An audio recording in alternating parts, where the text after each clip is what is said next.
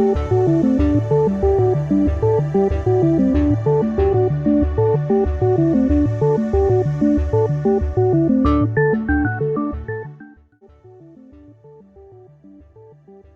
दोस्तों, स्वागत है आपका।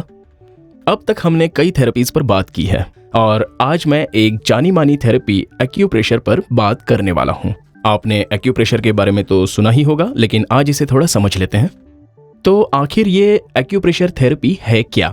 एक्यूप्रेशर, जैसा कि नाम बताता है, इस थेरेपी में प्रेशर पॉइंट्स पर काम होता है, जैसे एक्यूपंक्चर में होता है।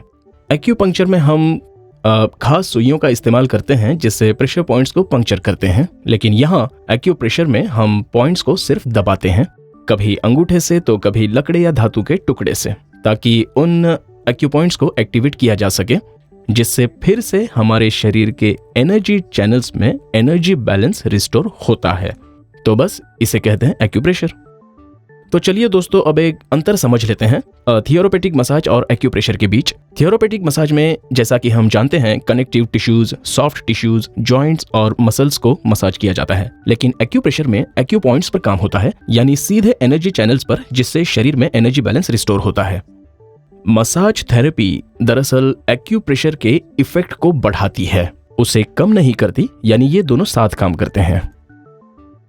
एक्यूप्रेशर हर वो कंडीशन के दौरान किया जाता है जैसे कि एक्यूपंक्चर किया जाता है। अब जैसे कि जब गर्दन या कंधों में दर्द हो जो टेम्पररी हो, साथ ही पीठ दर्द के दौरान, घुटने में आर्थराइटिस के दर्द के दौरान, या एडी या किसी भी जॉइंट पर।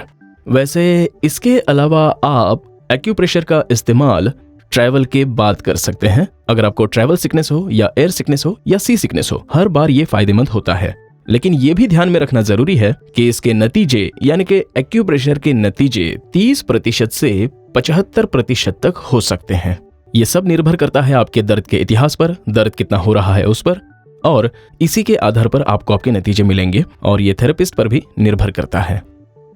एक्यूप्रेशर उन लोगों के लिए भी है जो सुई से डरते हैं या उनको कोई एलर्जी है। तो अब दोस्तों, इस एपिसोड के लिए इतना ही। अब मिलते हैं अगले एपिसोड में, जो होने वाला है मसाज टेक्निक पर। सब्सक्राइब करें एमडिल पर। हम फिर मिलेंगे।